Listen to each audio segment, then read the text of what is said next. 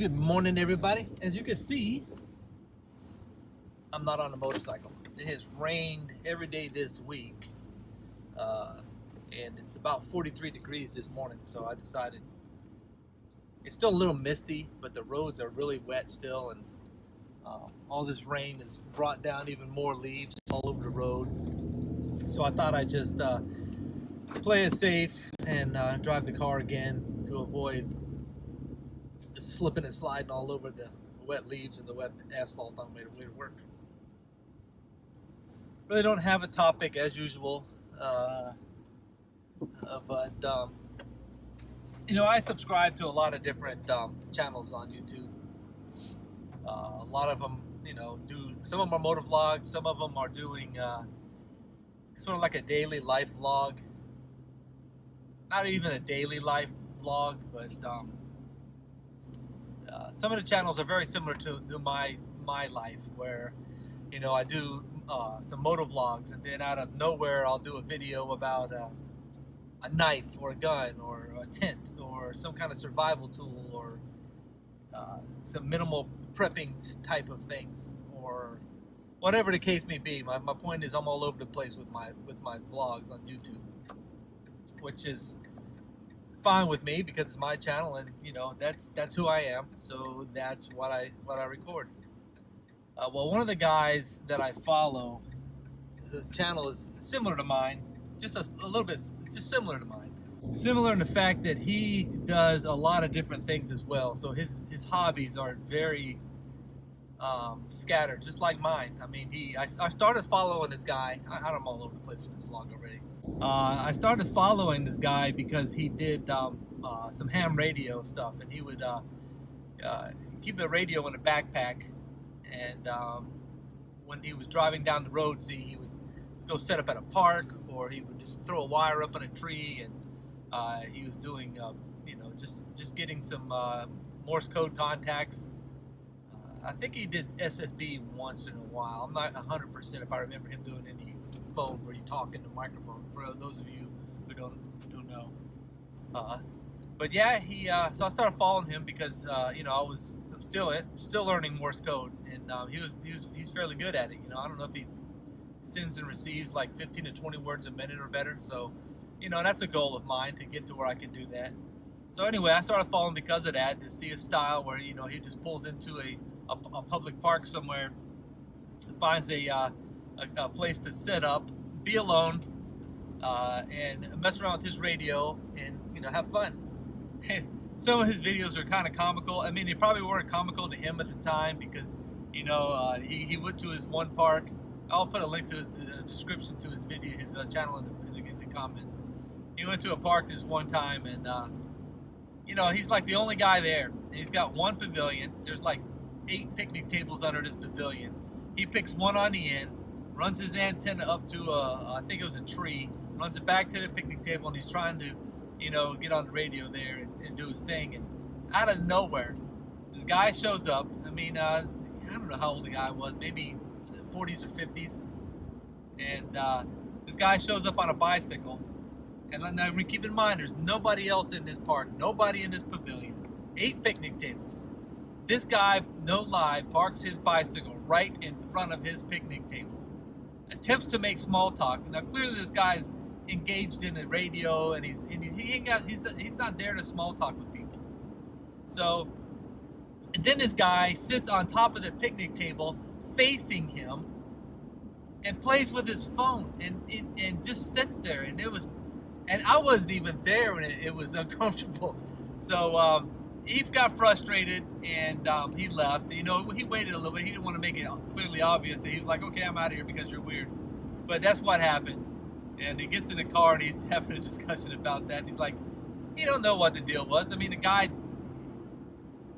tried to make small talk, but it was very awkward. Like, he shouldn't have been making small talk, But he thinks maybe it was the guy was trying to hook up with him or something. Maybe that's one of those strange hookup places that he was not aware. So anyway, he hasn't done ham radio in a while because his interest switched to small engine repair.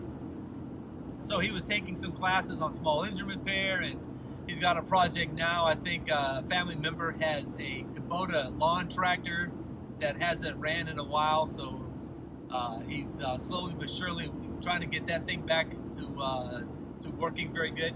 But anyway, his latest thing is the NFL. He's decided that because of all the controversy over the players kneeling during the national anthem, that he was going to do his part in boycotting the NFL. And which leads me to my point is that I watched football when I was younger. You know, my dad watched it. My younger brother was really, they still are. My older brother, not so much. But I never really thought that it was that entertaining to me. There's not a whole lot I can watch on TV consistently and be entertained. Sports is one of them, and I've just never gotten into it. So I tease people who are, and I know may not be right. I mean, they've got just as much a right to be a fan of a sports team as I have a right to be a fan of an actor, say. But I don't even have a lot of actors that I'm big fans of. I've lost a lot of respect for famous people, celebrities, entertainers over the last several years for various political reasons, which I don't think should belong in the entertainment industry at a whole level. But anyway, back to the pro football thing. So he's got to where he'll DVR pieces of pro football games, and he'll review them on a YouTube video, showing how empty a lot of the stadiums have been over the last 8 or 9 weeks.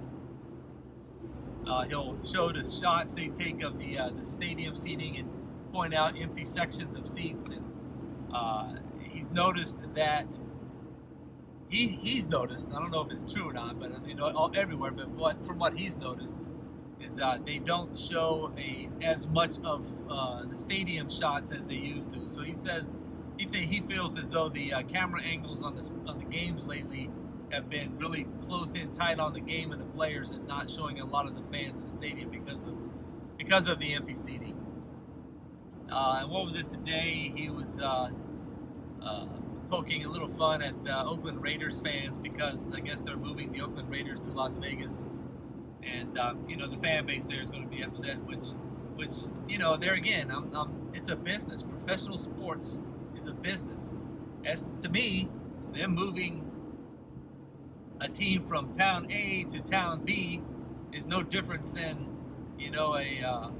what's happened around here. Gander Mountain. We had a couple of Gander Mountain outdoor stores here, and they closed 2 of them in my area, which I used to like going in there on occasion. I mean, it wasn't a do-all end-all for me. So I was not heartbroken when they closed these 2 stores. The same with the Best Buys. I mean, there's a Best Buy 25 miles from my house, which was the closest one.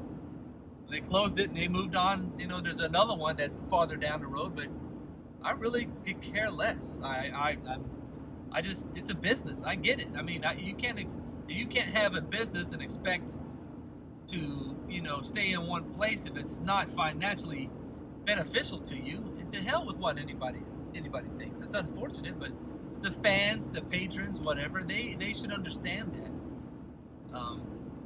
My wife had a small store here in town several years ago. It was a pet supply store, and she did fairly well. I mean, she had a list of people who became regular clients, and she would make sure that they had specific brands of dog food available so they wouldn't have to drive into town. We got to understand, where I live, it's at least 20 miles to any major type of shopping: Walmart, Kmart, the mall, big major grocery stores. I mean, there is a Food Line in town, but that's really, and a couple of Dollar Generals, but that's, other than mom and pop shops, that's all there is. So when she opened this pet store, a lot of people enjoyed it. Would come and buy dog food, and she had to get approval for some of the dog food brands before they let her carry it. She carried a lot of the good stuff like Blue Buffalo and Wilderness, things like that. She didn't carry crap dog food. She sold toys. Dogs have a bake.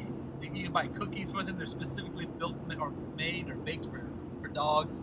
So she had a little bakery cabinet that she had in there, and she sold expensive treats for that. And it was doing well. She sold art and blah, blah, blah, blah, blah. The point being is a lot of people complain that, well, I can go to Walmart and get dog food cheaper. Well, sure, you can. Some really bad dog food for your dog, and drive your 20 miles there and your 20 miles back, and see, and how much money are you really saving? So she had to close the store because people just weren't spending their money there, and she couldn't afford to keep the door open, quite honestly.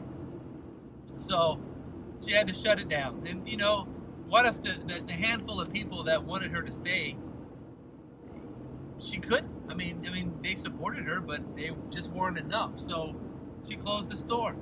It's not like people hated her after that. Why? Because it was a business. Just like these sporting teams are a business. Just like YouTube is a business. I know we all complain about YouTube this and YouTube that. Well, they're letting you put your videos on their website for free. You do not have to monetize your videos. And if you do you expect them to let you take all the profit? I mean, come on, they're the ones hosting all the servers and hosting your videos. Can you imagine how much it would cost you to have a web space that you could upload? Some of the people that I know have hundreds of, or if not thousands of videos uploaded. That's a lot of space on a server somewhere.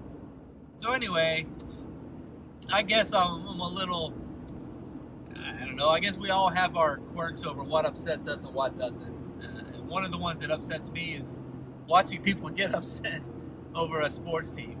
And I tease people at work all the time when they talk about their team, the team that they like. How about that? The team of which they are a fan, and they say us or our or we, and I'm like, oh, I didn't know you played for them.